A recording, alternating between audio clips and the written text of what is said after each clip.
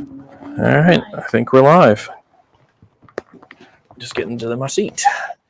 So, good afternoon. Welcome to Talking Tech. It's still morning. Okay, so from the background, I heard it's still morning. So, good morning. Welcome to Talking Tech. This is our technology news and call-in show for the Madison Public Library. Feel free to throw anything in the chat, and we'll try to answer it to the best of our ability. And while we're waiting for people to join us with chat, we'll talk about various news stories that we find interesting. So with me is... I'm Charley. I'm the Guiding Ohio Online Learning Coach here at the Public Library. And my name is Shawn Walsh, and I'm the Emergent Services and Technologies Librarian. And with us in the studio also is Melanie Lytle, Head of Public Services. And so she's also going to be chiming in, though she doesn't have a nearby mic. So as we're waiting for people to chime in on, because we're available on YouTube, Twitch, Twitter, or X, whatever you want to call it this week, and several other platforms. We can see your questions. And if you don't get a question in while we're live, feel free to throw something in after the fact. We'll see it there and answer you back. So you want to go ahead and get started, Charlie? Well, I mean, I guess we could start off with some weird forms of cryptocurrency here. Okay. But it's not that there's a new form, which there are too many forms to count anymore. Yeah. GameStop is pulling out of the NFT game. That's not surprising. Yeah. I think everyone expected this at this point. But yeah, GameStop is going to stop the NFT marketplace on February 2nd due to the continuing regularity uncertainty of crypto space.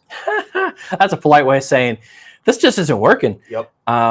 So to kind of explain what NFT is again, so it's non-fungible tokens, which is basically, it's like having a signed baseball card is the best way to describe it. Generally, NFTs, when you see them, are images that are created by a specific illustrator, artist, whatever.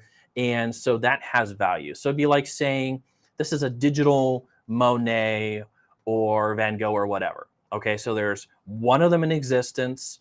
We know that it goes back to this author. We've kind of authenticated it. That's kind of how NFTs work. There are other NFTs. Another example of an NFT would be like a signature. So like, say I went to a convention and got a picture signed by, say, Mark Hamill, who played Luke Skywalker or the Joker in the animated Batman series. You know, I have Mark Hamill's autograph. I know that happened. We've authenticated it. So that autograph has value and it is a thing. So that's what NFTs are. But the interesting thing is, I think we started to run before we walked. So NFTs kind of tie into cryptocurrency and tie into a lot of stuff. And, someone said, we can do this. And they did it. And people said, let's throw money at it. And then everyone went, but how are we going to figure this out? Because there's already existing markets for signatures and artwork and collectible things like comics and, comic artwork and stuff. And so I think that they tried to do an end run around some of that stuff. Plus, in all honesty, there's some lawsuits going on with some places that, let's just say, didn't maybe allegedly, let's do it the legal way, allegedly did not practice things correctly and may have done some insider trading and all kinds of fun things. So it's still the Wild West. Like, I wouldn't necessarily dump my entire life savings into NFTs and expect to get rich. You may for a day, and then you may lose it all, just like Bitcoin or any kind of cryptocurrency. So the current the market's kind of crazy and volatile. And I mean, I guess my best way also to describe kind of cryptocurrency and NFTs is it's not any different than the stock market. Right now, Microsoft is doing incredibly well. So throw some money at Microsoft. That's what everybody will say. Tomorrow, Microsoft could be doing terrible, and you've lost all your money. It is what it is. My best advice I ever got was from my economics teacher in high school. He said, well, if you want to invest in the stock market, you take a bunch of money. And if you're willing to take that money and light it on fire or throw it in a chipper shredder, then invest it. If you can't live without that money, don't invest it. And I've always kind of ran with that. So, hey, shout out to Mr. Ard, Hubbard High School. I've taken your advice. So, yes. All right. So we talked about cryptocurrency and NFTs for a while. We've been talking about this for months. If you follow us anywhere on any of our streaming platforms, years, months, years, decades, forever. So Wi-Fi 7, Charlie. Uh, Wi-Fi 7 got approved. So Wi-Fi we just 7. got over Wi-Fi 6. I know. So Wi-Fi 7, and I had to get the letters for it, so I looked it up. So Wi-Fi 7 is 802.11 BE. BE. BE. Yeah, because Okay. Wi-Fi 6 was 802.11ax.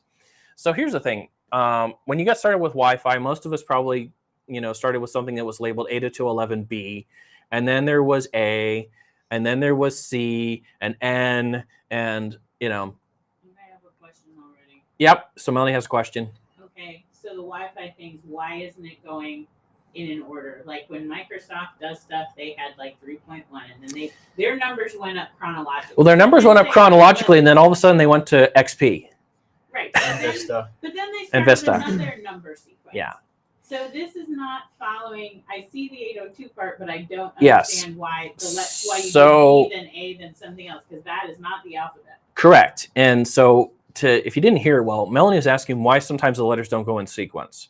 And the reason for that is actually the letters are coming out in sequence, but the manufacturers aren't releasing things on that standard sometimes when that number has already been approved. So A existed, but we didn't have any equipment for A, and B came out, and B was vastly more popular.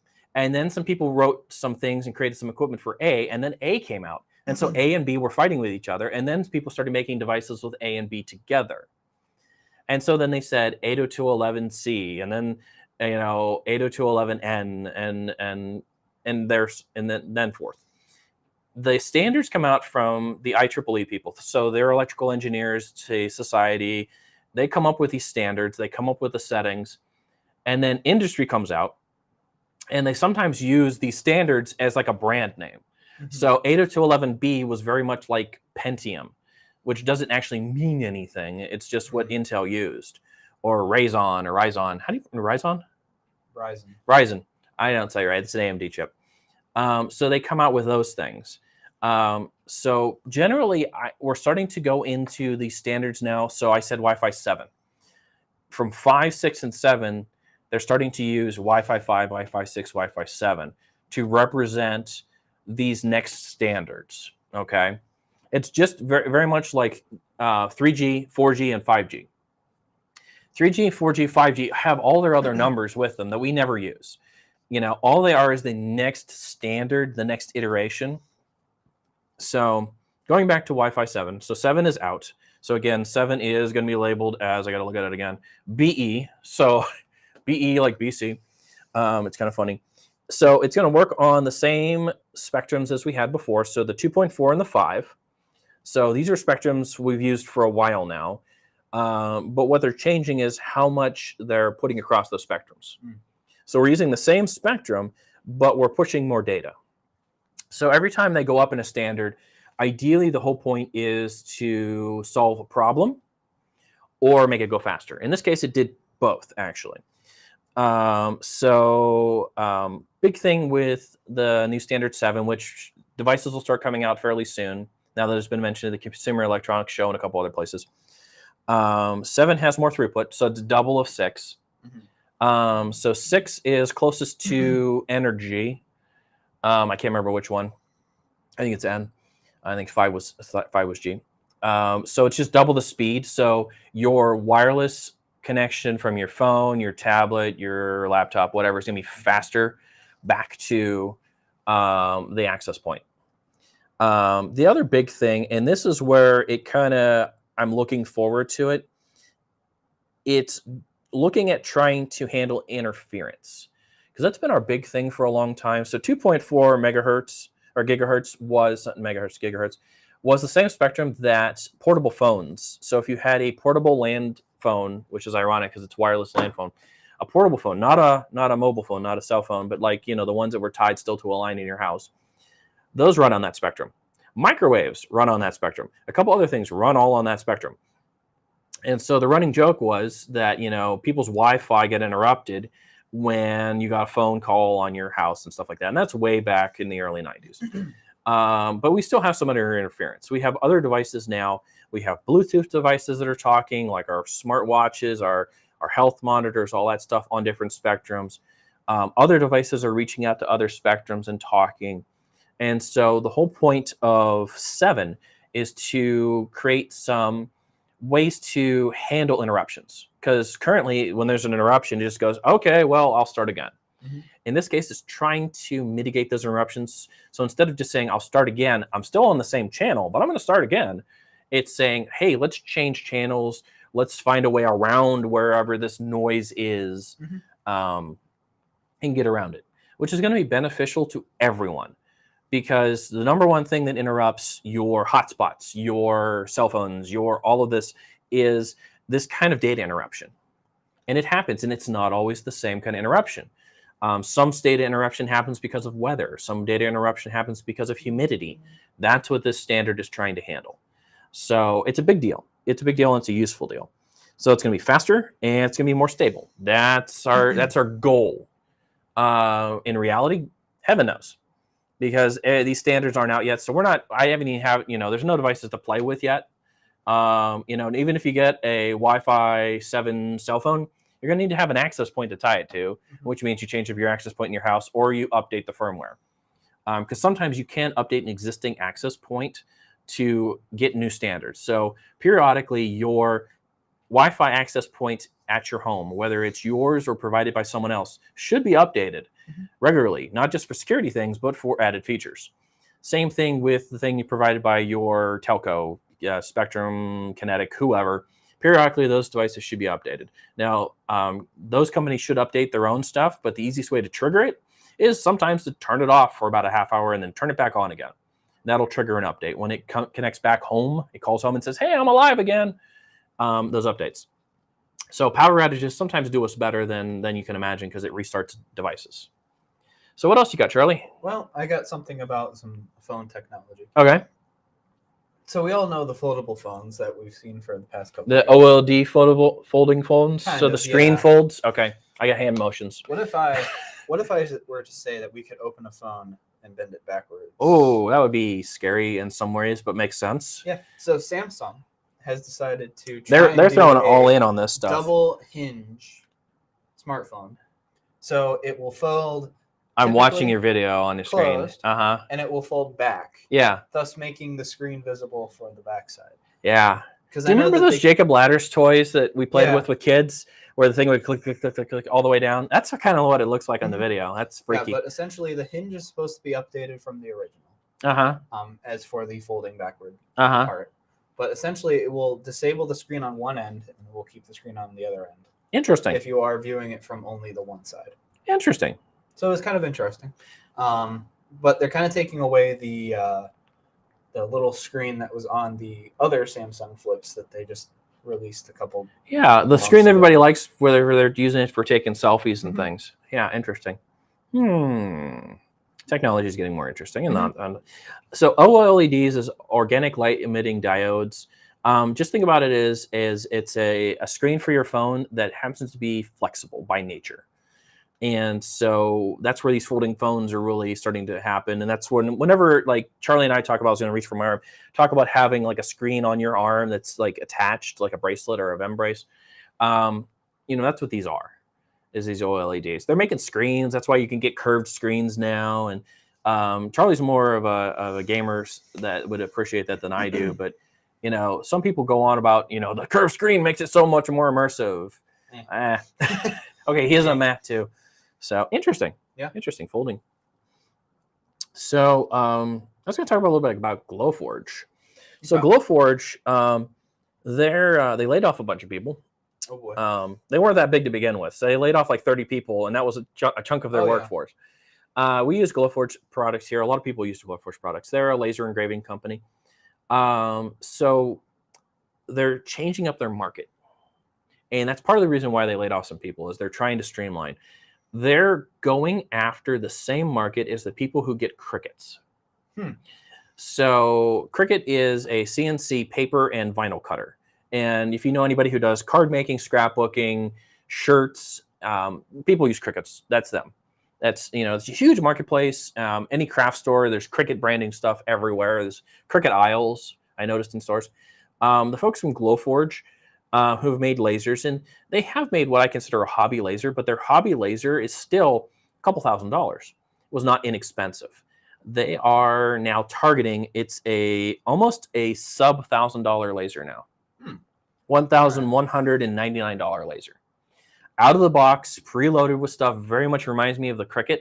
So it would be complementary. So if you were a Cricut person and you make t-shirts and all that stuff, this Glowforge is targeting you to now start doing stuff with acrylic and wood, almost the same projects, because they kind of do overlap. Some people will make signs who make shirts and that kind of stuff. We see a lot of that at the library here.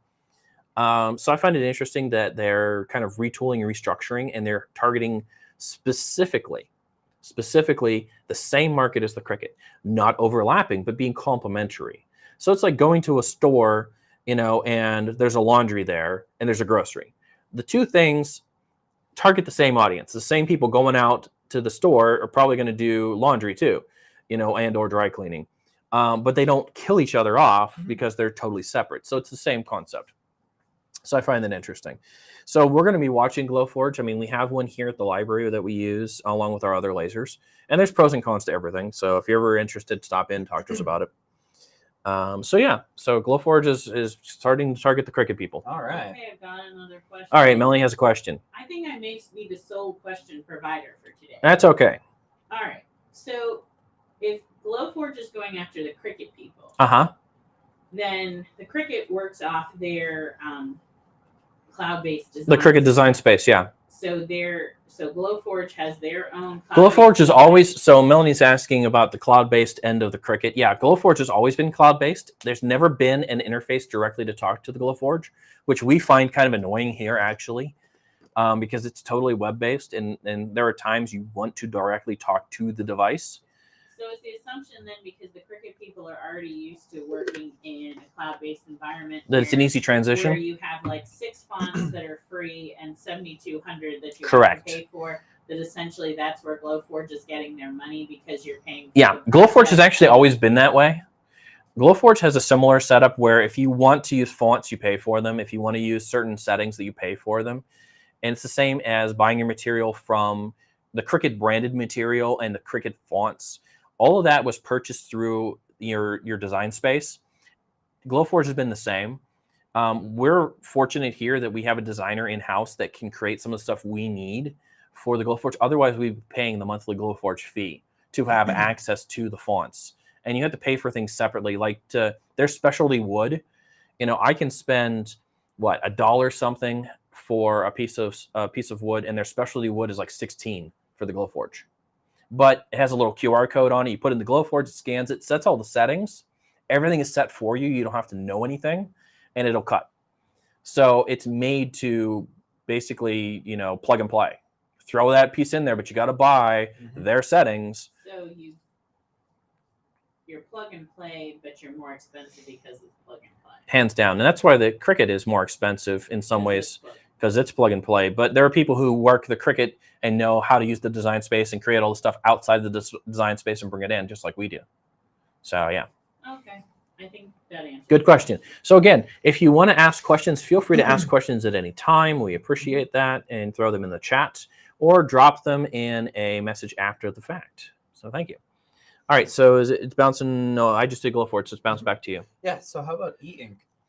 Okay, e-ink. So what most of the e-readers are made in. Yeah. What if I were to say that we're finding more ways to use e-ink as just secondary screens? Secondary screens? Okay. Because e-ink is limited in what it can display.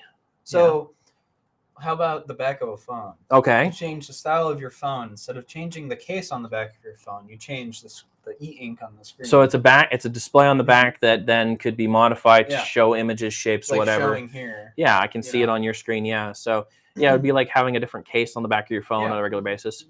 I find that interesting. Instead of being limited to, but this is not the only thing e-ink is being currently looked at for. But CES really pushed e-ink for just about everything this year. And a little aside, a lot of the e-ink development is done at Kent Displays, which is not connected to Kent State University, but feeds from Kent State University because they have a liquid crystal engineering program at Kent. And so a lot of cool e-ink stuff happens in Ohio and then is shipped out. Like there's a company called Boogie Board, which has a huge chunk of the e-ink market and was all developed literally at Kent Displays and by Kent State University graduates. So yeah, major e-ink hub in Kent, Stowe, a little bit of Ravenna. So that whole area right there in Portage County. Yeah. Yep. Interesting. Yeah, but no, e-ink slowly but surely making a little bit of a comeback. Yeah, beyond e-readers. Yeah, beyond e-readers and just black and white. Yeah, color. Yeah. Getting some color in there. That's cool. That's very cool. All right. So since this is our first show of the 2024 and everyone's on resolutions and whatnot, I found an interesting one. So engineers from a couple of different universities are developing a capsule that you take prior to eating that will vibrate and trick your stomach into thinking it is full. Because what it is doing is it's agitating the inside of your stomach in a way that your stomach views it as full, that you've eaten a lot of stuff. So instead of a gastric bypass or gastric band or something like that, you take this pill and it literally vibrates. I mean, we're not talking like cell phone vibrate, some kind of minuscule vibration, enough to trick your stomach into thinking that you have eaten a full meal. Now, I was trying to reading through, and they're doing clinical trials with animals, and they're doing some stuff like that. So nothing like, you're not going to see it advertised on your afternoon shows or anything. Take this miracle pill to make you lose weight, but it's coming. And it is a little fascinating. I was trying to do the research to figure out, like, is it timed? Does the pill know that you've eaten? Do you have to be really strict? Like, oh, okay, I take the pill, and in 10 minutes, I know I will not want to eat anymore. I didn't nail it down to that. The article was pretty much an overview, but I found it fascinating. So it's nothing different than the pills that we are taking now that do camera shots. Yeah. That'll, instead of having a scoping either up or down, to see what's going on with your intestinal tract or your stomachs or whatever, your esophagus. You're taking these pills that are basically a camera that rides through and take pictures every couple of seconds. It's nothing different than that. And they didn't look like they were big. So it's not like you're swallowing, something that's like a golf ball, or it's pretty small. So I found that fascinating. Okay. So what else you got? What about Google and Samsung team up to simplify sharing? So I find this interesting. That's Google and Samsung, who are technically going head to head in the cell phone market, but now they're teaming up for sharing for other things, huh? So similar to Apple's version of just what is it called, AirDrop? Yeah. They're trying to do the same thing here through all Android devices. Okay. Instead of just through Pixels and their own, like Samsung's own. Yeah. But essentially it's airdropping. It's also casting to TVs. Okay. Because I know Samsung is a good partner with Google and their assistant most of the time. Samsung tries to push their own, like Bixby. But what they're trying to do is they're just trying to unify them both together at the current point in time. And they're working on, all TVs and everything else. So it'll just make sharing things with people a little bit easier. Okay. Well, I'm all for interoperability. I mean, that's currently our conundrum with most of our devices is, are you the Apple person? Or are you the Android person? Are you the Samsung person? Or are you the Pixel person? There's certain advantages to those platforms. Don't get me wrong. But, when you're in an environment where you need to share a bunch of stuff, whether it's a work environment or whatever, that's when you end up with a corporate phone. Why do you have a corporate phone? So that everyone is on the same platform, so we can share everything without having to figure out a million hoops to jump through. But I mean, frankly, just for me and you, because we're on two different phone platforms, it'd be easier for me to share something to you if it was a little more interoperable. I'm all for that. Yeah, but no, it'll be interesting to see how it comes out. Yeah. I mean, it's only speculation at this point. In the partnership as this current point in time. Yeah, partnerships are a famous thing because they last for a little while and then they go away, and then sometimes they don't come back. Ask where it happened or where it went, and then they're like, well. Yeah. Oh wow. That kind of legals. Yeah. Exactly. Legal stuff. Yeah. All right. So, well, you know what? I'm going to talk a little bit about Apple briefly, and then I'm going to talk about Microsoft because it's Microsoft and Apple. So, just recently, Microsoft edged out Apple as the world's most valuable company. Oh, I didn't see that. Yep. So going back to that whole investment thing we were talking about earlier, but the reason I kind of watch the investment stuff is it's a good way to see how well products are being adopted by a specific company, or how well people are taking to their devices or their services or whatever. Microsoft and Apple are pretty diverse companies, but this is the first time that in a long time that I can remember that anybody took out Apple. Because Apple's been at the top of the chart because, I mean, Apple devices are very pervasive, and people love their Apple devices. And the interesting thing is, and you can take this back to when Steve Jobs passed away, Apple has gotten less interesting in the last few years. No, I can agree. It used to be that people would stop their day for an Apple, CEO video. Literally, I was places where the technology folks, every single person stopped because Apple was doing a live video of something at CES or somewhere. I don't know anybody who does that anymore. They okay, Apple released something, whatever.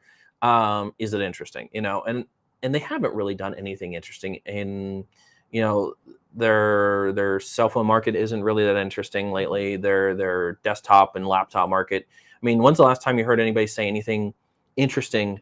Anybody go, oh my gosh, how about that latest MacBook? If you're a Mac person, you're excited. But anybody when the iPod came out or the iPhone came out, those were big things where like the PC people did an about face and said, okay, we're interested in this. Even though we're PC people, we want this phone or we want this MP3 player. And a little bit when AirTags came out, that was like the last big thing. And I can't even remember if that was during Steve Jobs' lifetime or not. Did it come out after he passed? Way after. After he passed? Okay. He's actually been gone for, I think, at least. He's been gone a while now. But I can't remember let me rephrase it. His lifetime extended beyond his life because he had things in the pipeline long after he had passed away that were still his thing. I'll have to look it up because, Steve Jobs physically passed away, but like his legacy of development lasted for several years afterwards. But yeah, I'd say the AirTag was the last interesting thing from Apple. So he died in 2011. He died in 2011? Okay. So yeah, it's been a significant amount of time. Wow. But yeah, so Microsoft is doing more interesting things. They're partnering more with U.S. government for stuff. We've talked about that on the show before. So it's interesting to see where it's going.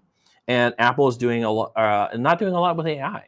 And they were like Siri was the thing, and now Siri's kind of like wandering helplessly.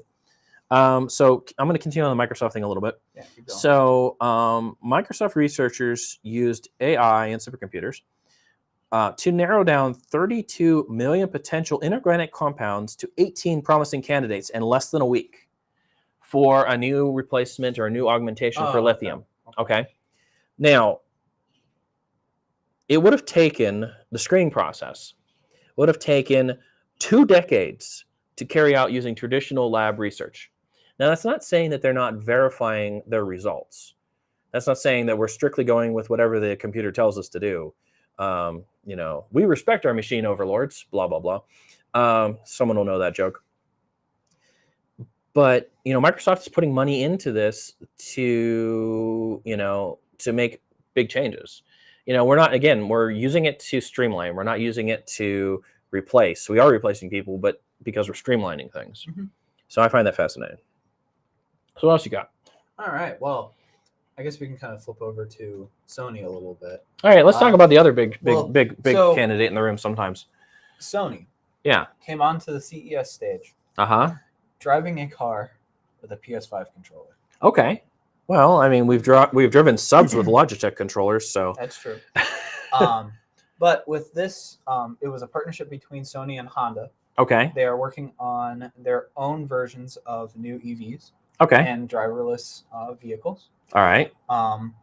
This one, though, is going to be built in with a PS5 similar to the Teslas that have essentially gaming PCs in them. Yeah.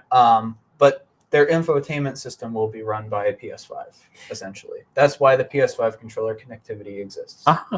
So, I think we all saw back in the day with Fast and the Furious when, you were looking at all the tuner cars and the one dude had like, it was a PS1 or a PS2. I can't remember which. It was a PS2. Had like the PS2 built in and like everybody in the movie theater went, oh, you know, and I think we're almost taking for granted that gaming PCs are being built into because they're good at what they do.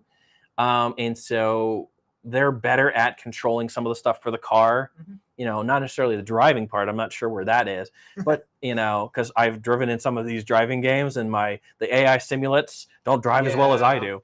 But for the infotainment part of it, I'm fascinated. It's very cool. Yeah.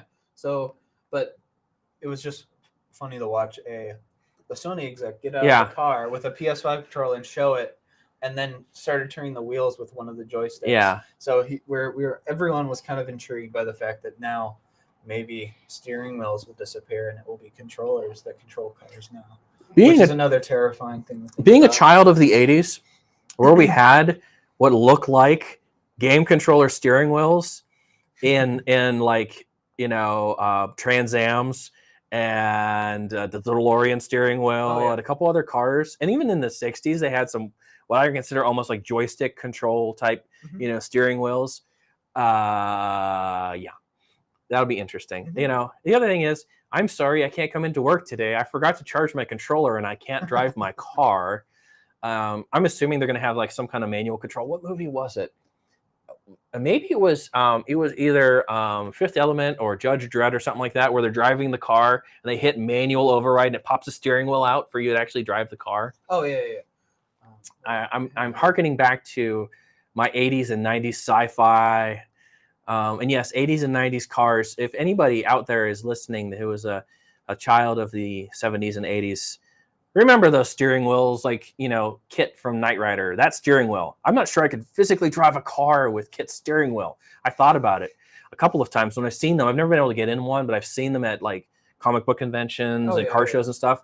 And I'm like, I'm not sure I could do the turn, because I kind of drive, with, it's kind of like the Tesla yoke steering wheel. Yeah, the Tesla yoke is really hard to drive. It's literally. So I did sit in one of those. And I found that I drove like I drive my tractor, like I have a ball on it. I literally was turning the wheel like that. Yeah. And I wasn't gripping it, which is probably not safe. But I was not physically driving. I was in it wasn't a simulator, but it was a car that you could move. Yeah. You could move the steering wheel, but it wasn't going to hurt anything. So it wasn't physically going forward, but you could kind of interact with the car. So I'm going to keep on AI a little bit. All right, keep going. So we've all been to a warehouse club or certain stores where they check your receipt before you leave. And, and for some people that's incredibly annoying. And sometimes it also backs up. I mean, I've been to Sam's Club before where, we're like 6 cars deep and the person's checking, and it's not their fault. It's just everyone decided to leave at the same time, or it's just busy. So Sam's Club is going to be getting rid of, in a lot of places, their receipts checkers, but they're not going to stop checking your receipts. What you're going to do is you're going to go through a set of gates. So think Easy Pass for the turnpike. You're going to go through a set of gates, and it's going to use AI and cameras to scan your cart and do the receipt check and look for things that should have been purchased and or were not purchased correctly or whatever.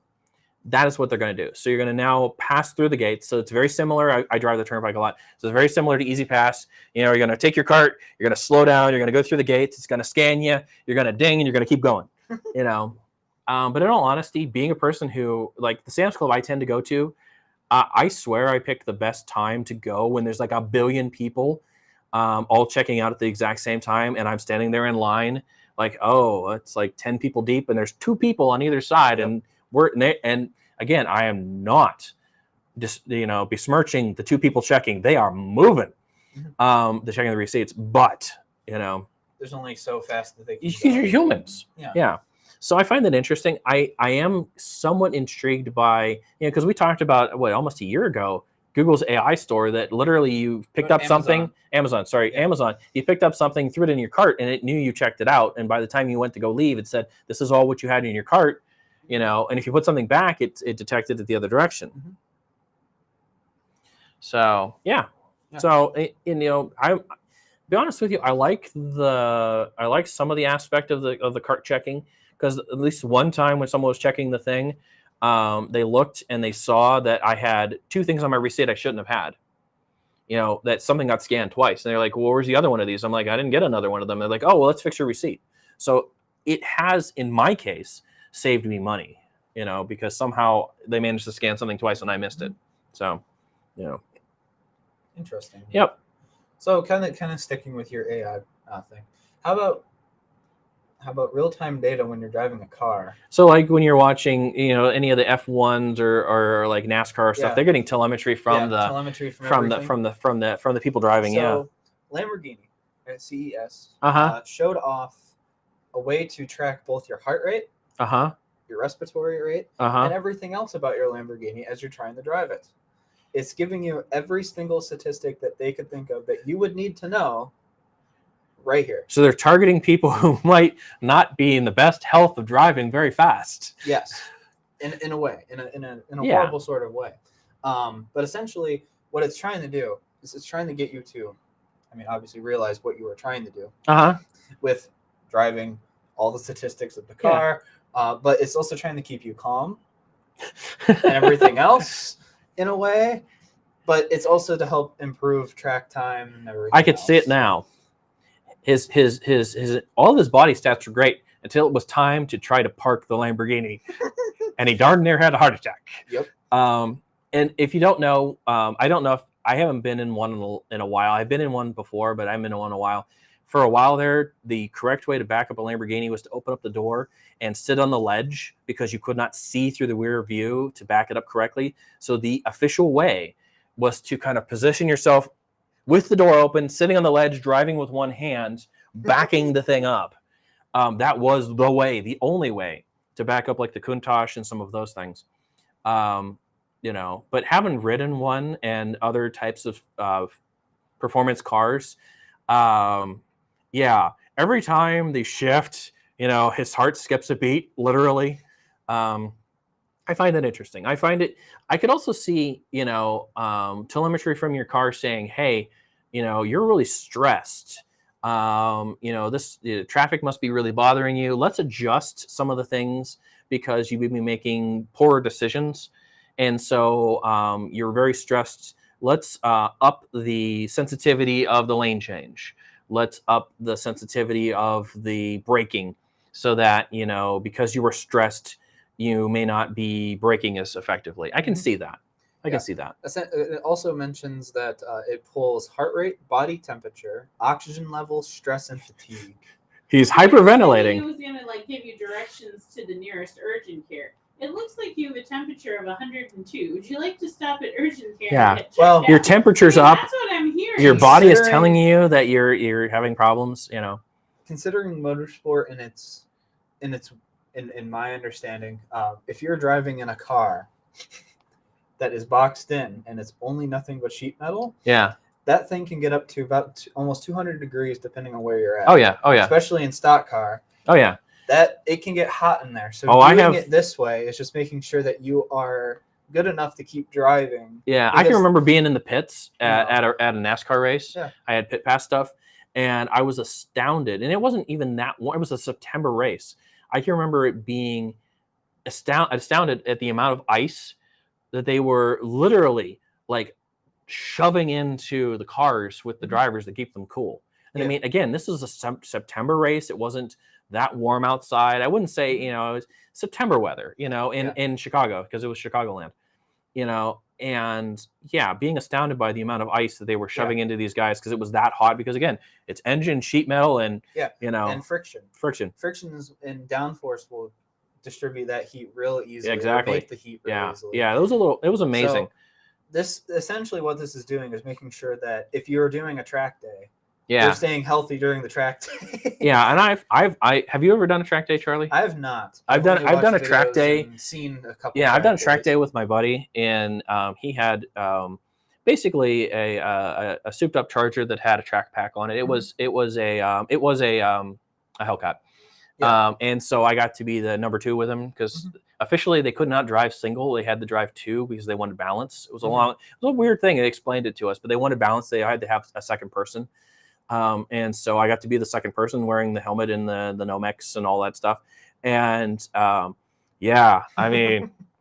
I knew where my heart was a couple times when we started banking, and I'm like, this is just crazy because Yeah. well, it was a track day, so he was flat out, and it was above 80 miles an hour. Let's just say it that way. Passing other slower vehicles and then faster vehicles passing.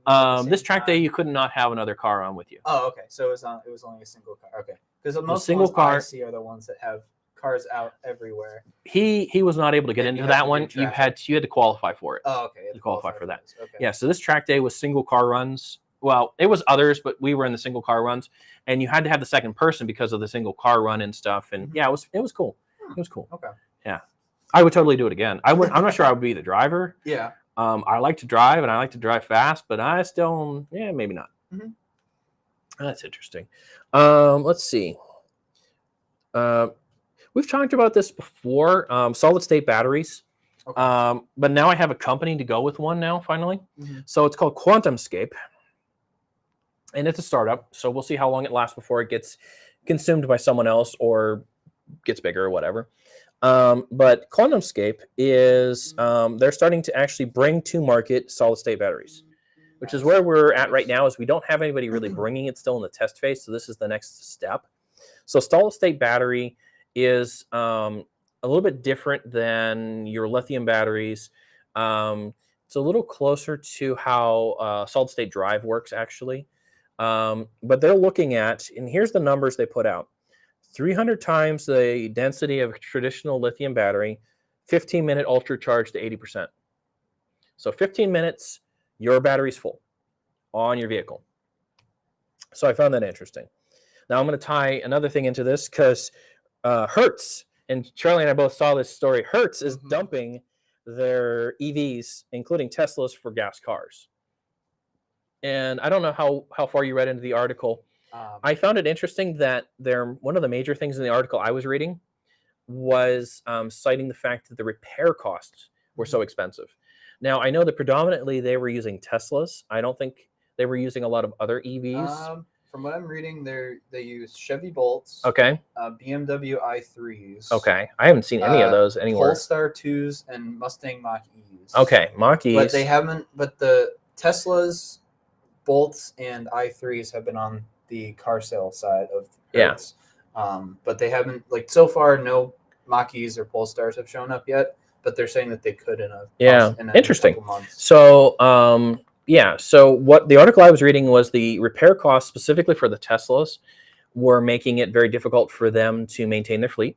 Mm-hmm. Now I didn't see anything mentioned about the Chevy Volt or whatever, or the Mustangs. So it's possible that they may be dumping regardless because of the current cost.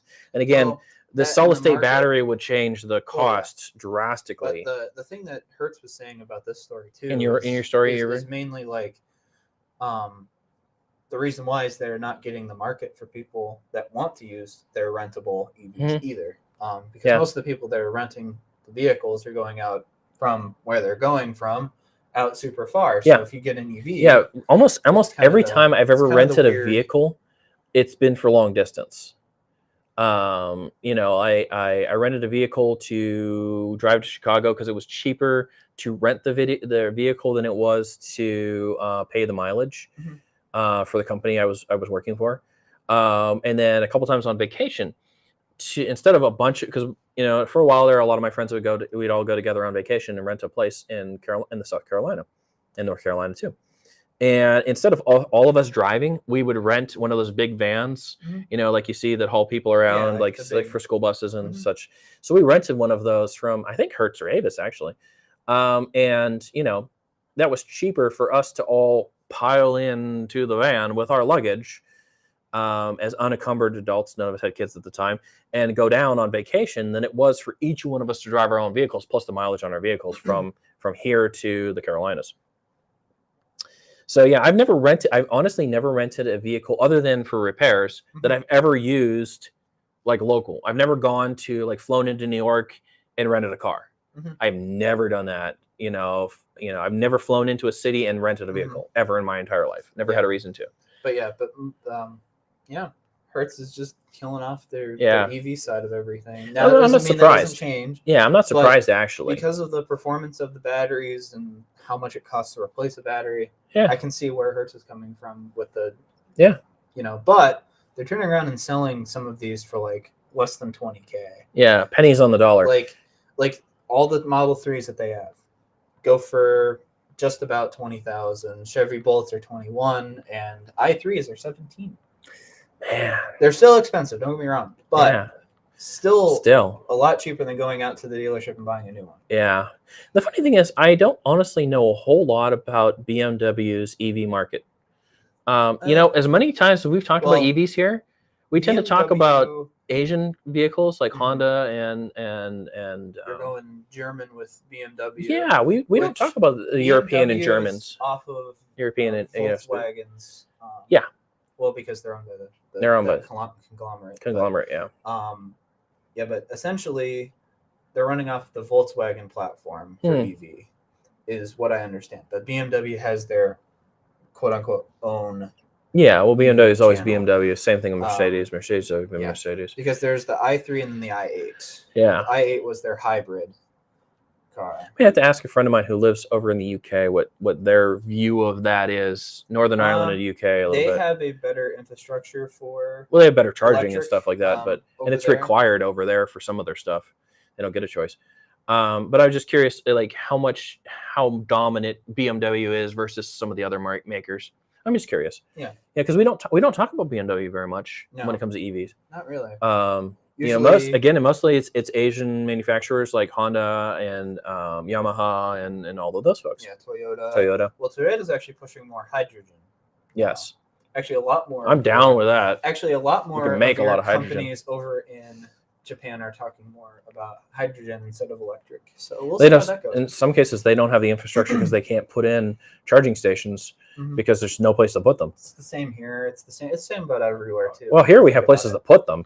We just have the distance there, and some of those, there's no place to put, like a friend of mine was over in Japan and was struggling to find a gas station because they had rented a vehicle and they were not going to take the train. They were going to drive to a couple places and they were struggling to find a gas station because it's business or housing. Gas station is not one of those things. There's plenty of convenience stores, but no gas station convenience stores, not like a convenient food mart like down the road from us. Yeah, exactly. But yeah. Interesting. Definitely interesting to see how vehicles are going to go, especially with Hertz pulling out of EV for now. Yeah. So we'll see how that goes. They had a huge marketing campaign for that. Well, they were pushing for 25% of their fleet to be electric by 2026 or 2030. I wonder how that's going to go. That's not going to go. No, I don't know how that's going to go. Yeah, so that's interesting enough. Let's see. I guess we could talk about a recall.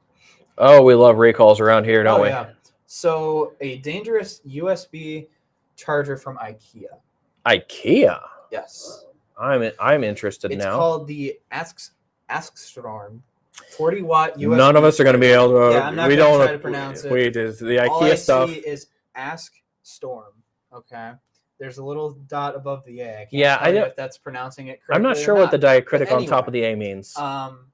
IKEA has just urged all customers not to use it anymore, and feel free to bring it back to an IKEA store to get a full refund for the item. Well, in the grand scheme of things, actually, no receipt required for the return either. So if you bought it secondhand, so it's the very much the IKEA way of doing things. We screwed up, we'll fix it. No words. Yep. Which I do like about IKEA because I've taken things back to IKEA and they're like, "Yep, that's wrong. We'll fix it." Yeah, but yet so. Now, the recall was posted in Canada, Spain, and the UK, but not here in the US just yet. Okay. That doesn't mean that it's slowly coming down the pipeline at some point. But please do not use this charger anymore. Yeah. So if you bought an IKEA charger that we can't pronounce, yes. It's a plug-in charger for your phones and whatnot. It's a three-port charger. Stop using it. Yeah. Please. Don't use it anymore, please. We don't want houses burning down. Yes, we do not. We do not. Even though it's cold, you don't need a house burning down. No, it's not the way to warm up. Not the way to warm up. Yeah. No. So, So again, we're getting pretty close to wrapping up our time. Thank you for joining us on Talking Tech, and we're every month we're going to be here live and streaming, and then you can always watch us after the fact. And we appreciate you tuning in, and feel free again to throw things in the chat, or the next time we go live, please jump on with us to do things on the chat. So do you have anything to finish us out, Charlie? Let's see, anything like relative. I guess we could end off on this one. Yeah, let's do that. Why not? Let's do that. We have to. Yeah, we love mini consoles here. We have mini consoles. Hey, Margaret. Everyone likes mini consoles. Well, for the most part. So we should explain what a mini console is, though. Yeah. So a mini console, essentially a tinier version of the classic console you have at home. So like an Atari or a Sega Genesis or a TurboGrafx 16. So the latest mini console. I'm looking at it. The Atari 400. I love it. So they are sending out an Atari 400, and it releases in March. So the Atari 400 was their foray into PCs, which kind of reminded you of the Commodore 64, or reminded me of the Commodore 64, because I knew my school had them, along with Apple II GSs, which was like the thing. But we had a whole bunch of we had all these Atari computers hooked up to TVs because there were no monitors. So literally, it was hooked up like a game console with the 2-3 switch on the back. Yeah, so it is about half the size of the 79 original. Yeah. And it has an updated version. 79 original. Yep, that's what it says. I was 1. And it also comes with an updated Miss Melanie was just born. CX40. Oh, the CX40 was a beautiful joystick. And it also has 5 USB ports that you can connect other joysticks. Hey, Declan. And other things. And you can also sideload games with this thing as well, as what it says. Yeah. There were some awesome games that came out on the Atari PC. Well, I don't want to call it a PC engine because that's an NEC thing, but it was, so you had the Ataris that were in most people's homes that were strictly consoles. This Atari, again, reminds you of a Commodore 64. It had a keyboard, had input-output aside from game consoles and things like that. So... yeah, it's. I'm just wondering if they're gonna make a keyboard on this one actually usable. I don't know. It's so we're looking at a picture of it. I think this is no, never mind. This is actually the image from the original. Not the original. This is the remake.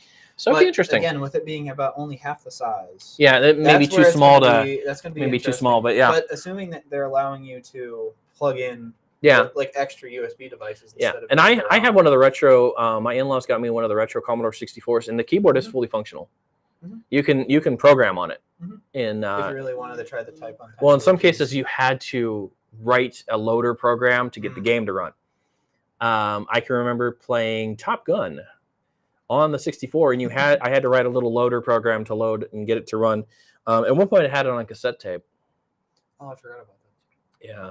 So the company is actually called just Retro Games. Yeah. They also come out with a Amiga 500. Oh my gosh, I love the Amigas. Commodore 64. Yep. And then an updated version of the 2600, which I wonder if that's the company who made my 64. I'll have to look and see on the box because I still have the box because I'm going to be that nerd who keeps the box. But the updated version of the 2600 had full cartridge support as well. And that's the one I was looking at. I think we talked about that actually a couple of talking texts ago. I think we briefly mentioned it. But I'm interested in the Amiga. The Amiga was a really cool platform, and they're still actually developing an OS for it. So you can get an Amiga OS to put onto current hardware that functions like an Amiga. But what made the Amiga different was even into the late 90s, because the Amiga was developed, 60s, 70s, 80s. Even into the late 90s, people were doing the graphics for TV shows with the Amiga. Nice. Okay. And I may not have my memory correct on this because I don't have the data in front of me. But I think at some point, Video Toaster, which is what they used to do Babylon 5, the TV show, was run off of Amiga stuff or had roots in Amiga. I can't remember. I'll have to Google it. So I could be totally wrong. Oh, Margaret remembers the 64, yes. Or the TRS-80, as we affectionately called it, the Trash 80. But love those platforms and still have them, actually. But yeah, the Amigas had a huge still in video because no one could touch them. Even Apple, when it came to like at the time, Amiga was good at creating video. So CGI, them and Silicon Graphics, SGI Incorporated. So their Indigos and their IREX based stuff, those were like dominating marketing for a while. Sun as well.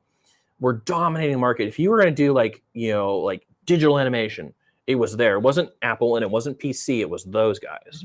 And then, frankly, their market shares fell away and stuff like that. And going back to Steve Jobs, he came up with the Next Station, which was a rip on, and it's still a good platform, but it was a rip on, without question. It was a rip on a Sun Spark station.